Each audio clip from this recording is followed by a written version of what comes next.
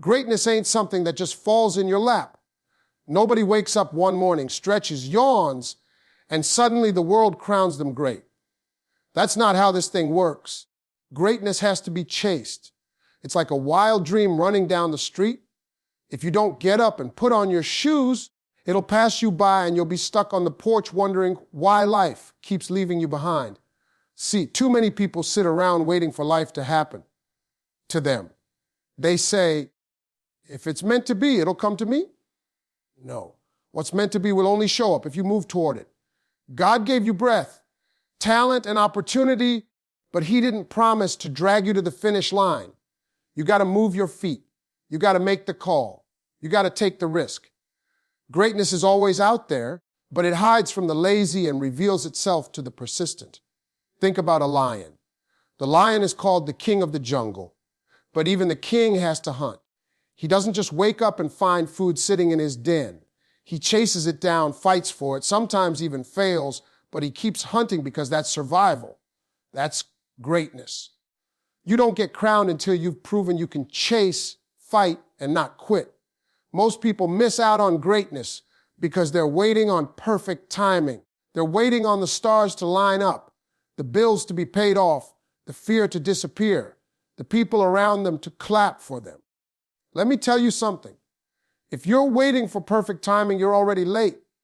Greatness doesn't wait on you. It tests you.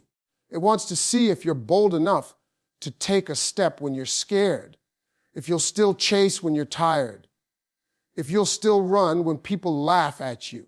I know what it feels like to want something so bad it keeps you up at night, but also feel too scared to go after it. That's the trick life plays. You either let fear keep you average, or you push through and chase what you were created for. Greatness is not given, because if it was, everybody would have it. No, greatness is earned. It's earned in the hours nobody sees, in the sacrifices nobody claps for, in the days you want to quit but don't. Every time you take a step toward your dream, you're chasing greatness. Every no you push through, every early morning you grind, every mistake you learn from, that's you chasing greatness. You don't have to be the fastest runner, but you got to be the one who refuses to stop. Because greatness doesn't care if you stumble. It cares if you keep chasing. Your comfort zone feels good, doesn't it? It's soft, it's safe, it's familiar. It's that place where you don't have to risk looking crazy. You don't have to stretch yourself, and nobody is going to laugh at you. But let me tell you the truth. Your comfort zone is a cage. It looks like it's protecting you, but really it's trapping you. You don't grow in the place where everything feels easy. You grow in the place where you're scared, where you're uncertain, where you don't have all the answers, but you move anyway. A bird that refuses to leave the nest will never learn to fly. Imagine being created with wings and choosing to crawl because crawling feels safe. That's what living in your comfort zone looks like. You're capable of soaring, but you're too afraid of falling, so you never try. And you tell yourself you're fine, but deep down you know you're not living anywhere near your potential. You're just existing, not living. Every dream you have lives outside that cage. The business you want to start, the book you want to write, the person you want to become, all of that is waiting for you outside the walls of comfort. The problem is stepping out feels terrifying. And that's exactly why most people stay stuck. They trade in their greatness for security. They'd rather stay in a small box where they feel safe than risk stepping into a big world where they could actually win. You'll never know how strong you are until you put yourself in a position where you have no choice but to grow. You'll never know how much faith you have until you walk into a situation where faith is all you've got. That's why the comfort zone is a lie. It tells you, stay here. Everything's fine. But in reality, it's slowly killing your ambition, shrinking your vision, and keeping you from your destiny. Think about the people you admire, the ones who inspire you. Do you think they got there by playing it safe? Do you think they stayed in the little bubble of what was easy and familiar? No. They stepped out when they didn't know how it would work out. They risked looking foolish. They failed more times than most people even tried, but they kept stepping outside that cage until one day They realized the world was bigger than their fear. If you want something you've never had, you've got to do something you've never done. That means breaking out of the cage. That means leaving behind the voices that tell you to play it safe. That means risking failure to taste freedom. The comfort zone is where dreams go to die, but stepping out is where they come alive.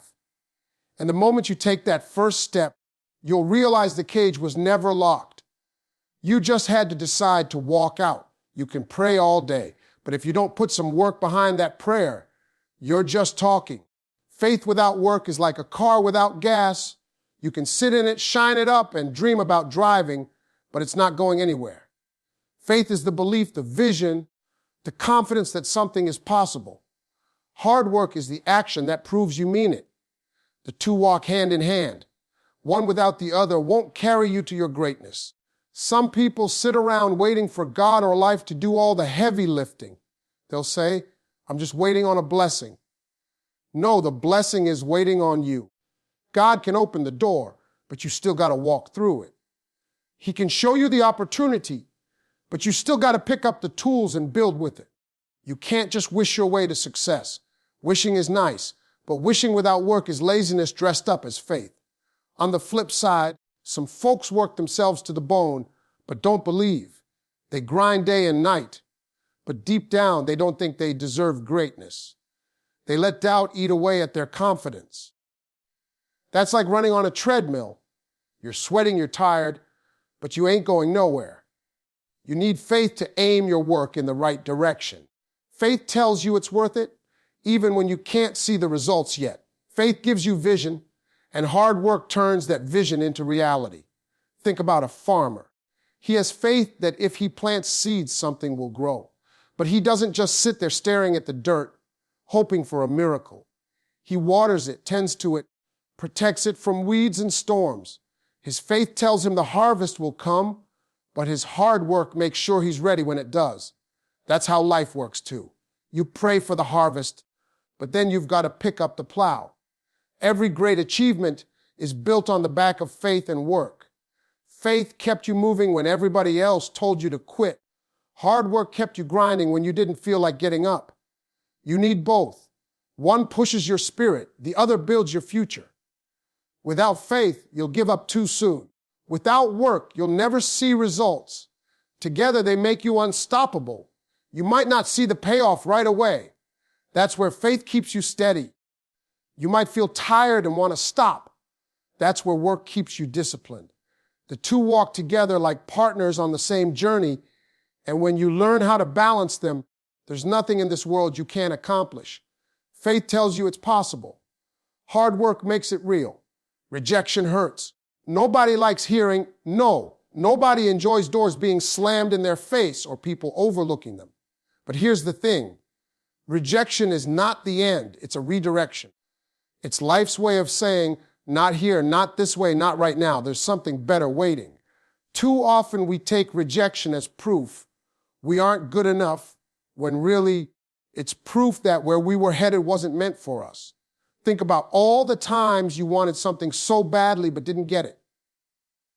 Maybe it was a job, a relationship, an opportunity. You thought that was the one thing that would change everything for you. And when it slipped through your hands, you felt crushed. But months, maybe years later, you look back and realize if you had gotten what you wanted then, you would have missed out on something greater that was waiting down the road. That's what rejection really is. It doesn't push you back, it pushes you over onto the right track. Sometimes God, life, the universe, whatever you call it, will close a door to protect you. You don't see it at the time, but rejection can save you from settling. It can save you from walking into a place that would have killed your potential. That no could be the very thing that keeps you available for the right wise. So when rejection shows up, don't treat it like a wall. Treat it like a signpost pointing you in a new direction. We've all seen people who gave up after hearing no one too many times. They take rejection as the final word. But the truth is rejection is just feedback. It's not saying you're not worthy. It's saying that wasn't the right fit. The most successful people on earth faced rejection over and over again. authors whose books got denied by dozens of publishers, entrepreneurs whose ideas were laughed at, artists who got booed off stage. What made them great wasn't that they avoided rejection. It was that they refused to let rejection define them. They let it redirect them toward where they were supposed to be. You can't let no scare you. You have to let it guide you. Every rejection carries a lesson. Maybe it's teaching you patience. Maybe it's sharpening your skills. Maybe it's building your resilience. Or maybe it's just clearing the path for something better. Either way, it's not wasted. Nothing is wasted if you use it. So instead of asking, why me? When you get rejected, start asking, what's next for me? Because something else is coming, something greater. And if you keep walking, keep knocking, keep believing, one day you'll look back and thank every single person who told you no, because their rejection didn't end you. It redirected you into your destiny. The people around you matter more than you think. Who you spend your time with is shaping your future, whether you realize it or not. Some people are elevators. They lift you higher, challenge you, encourage you, and push you to reach for more.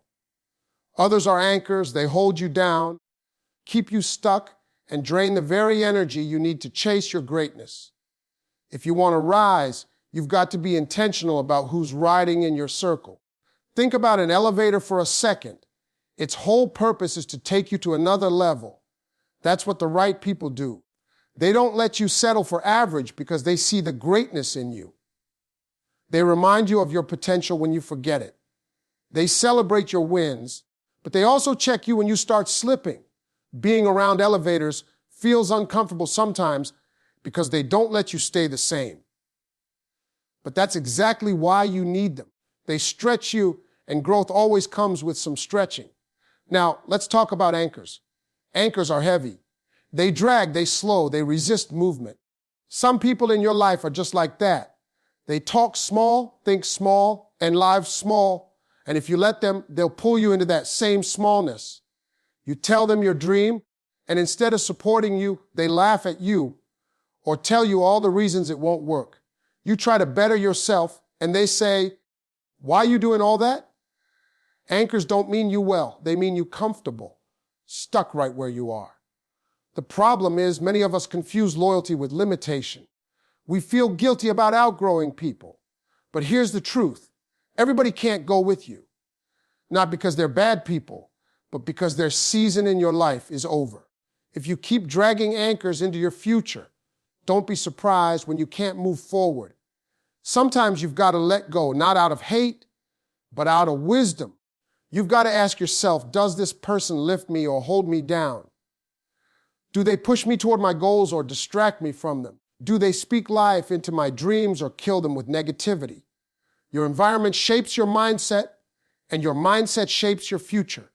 If you're surrounded by anchors, you'll spend your life fighting unnecessary battles just to stay afloat. But if you're surrounded by elevators, you'll rise without even realizing how fast you're going up. Greatness is not a solo journey, but it's also not a group trip with everybody you've ever known. Choose wisely. Find the ones who see the giant in you when you feel small. Connect with people who stretch your thinking and challenge your habits. Walk with those who remind you that you were built for more. Because when you surround yourself with elevators, you won't just chase your greatness. You'll rise into it. Dreams are powerful. They give you vision. They spark your imagination. They let you see a version of yourself that's bigger than your current reality. But here's the hard truth. Dreaming alone won't get you there. You can sit around all day thinking about what you want.